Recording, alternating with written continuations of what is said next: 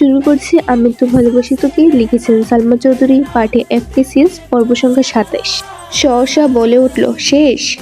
এ বলে ফোনটা নিজের হাতে নিল। ফেসবুকে ঢুকে তানবীরের আইডিটা খুঁজে রিকোয়েস্ট পাঠালো।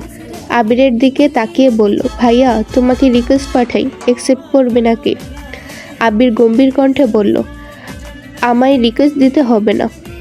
তানবীর কথায় পাত্তা না দিয়ে কয়েক সেকেন্ড পর বলল, ভাইয়া তোমায় রিকোয়েস্ট পাঠিয়েছি, অ্যাকসেপ্ট করে নিও, না হলে আমার ছোট্ট বোনটা কষ্ট পাবে। আবির তীক্ষ্ণ দৃষ্টিতে তাকিয়ে আছে তানবীরের দিকে। মেঘ মনে মনে খুশিই হলো ভাইয়ের কথায়।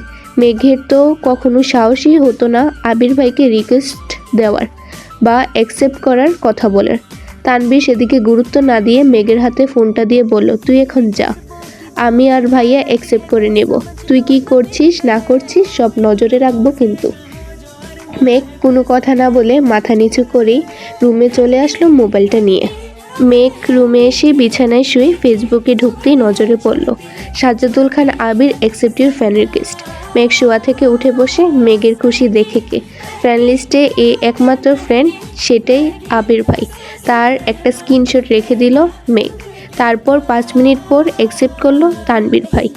আবির ভাইয়ার আইডিতে ঢুকলো। প্রোফাইল পিকটা নতুন কেনা বাইকে বসা, একদম ওয়াও। কভার ফটো সবুজ গাছের মাঝে বাইকটা রাখা, তার সামনে বাইকে হেলান দিয়ে বসা আবির ভাইয়ের ছবি। ও মাই গড, ওয়াও। সবগুলো ছবি দেখে দেখে ডাউনলোড করছে মেঘ। যত দেখছে ততই পাগল হয়ে যাচ্ছে মেয়েটা।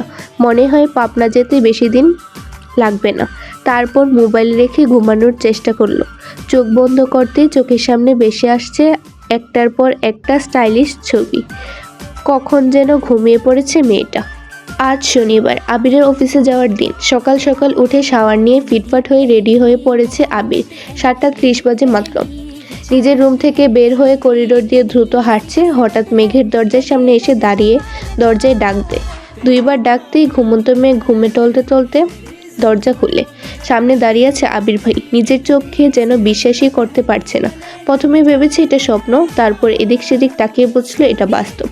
আচমকা এইভাবে আবিরকে দাঁড়ানো দেখে বেবাচাকা খেল মেয়েটা। মেঘের চেহারায় নিদ্রিত ভাবটা লেপ্টে আছে এখনো। আবির পূর্ণ দৃষ্টিতে পরখ করলো অষ্টাদশী রাঙা মুখ বিবর। তারপর চোখ সরিয়ে নিয়ে বলল, 5 মিনিটের মধ্যে খেতে আয়। পুনরায় দ্রুতগতিতে হাঁটা দিল। আবিরের অযাচিত উপস্থিতি নাড়িয়ে দিয়েছে মেঘের মস্তিষ্ক। হঠাৎ মনে পড়ে গেল 5 মিনিটের মধ্যে নিচে যেতে হবে। তৎক্ষণাৎ ছুটল ওয়াশরুমে। 5 মিনিটের মধ্যে নিচে উপস্থিত হলো মেঘ।